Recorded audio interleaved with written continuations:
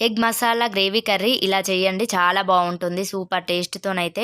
First ఎగ్స్‌ని boiled చేసుకొని పక్కన పెట్టేసుకోవాలి. తర్వాత ఒక కడాయిలో కొంచెం ఆయిల్ వేసుకొని ఉప్పు, పసుపు, కొంచెం కారం వేసి ఎగ్స్‌ని ఇలా వేయించుకొని పక్కన పెట్టేసుకోవాలి. అదే కడాయిలో ఉల్లిపాయలు, 2 టమాటాలను మీడియం సైజు కట్ చేసుకున్నవి వేయించుకొని ఇలా మిక్సీ గిన్నెలో తీసుకొని పేస్ట్‌ని చేసి పక్కన పెట్టేసుకోవాలి. వేరొక కడాయి పెట్టుకొని అందులో కొన్ని మసాలా దినుసులు వేసుకొని చిన్నగా తరుక్కున్న ఒక ఉల్లిపాయను వేసుకొని అల్లం వెల్లుల్లి పేస్ట్ వేసి బాగా ఫ్రై చేసుకోవాలి, పచ్చివాసన లేకుండా. తర్వాత ముందు పేస్ట్ చేసుకున్న ఆనియన్ పేస్ట్ని కూడా వేసుకొని ఉప్పు, కారం, పసుపు, ధనియా పౌడర్ వేసుకొని బాగా కలుపుకోవాలి.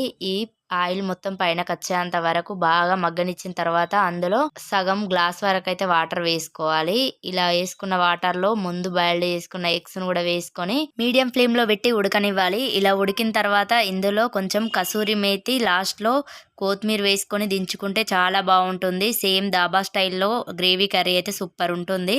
నచ్చితే మీరు ట్రై చేయండి.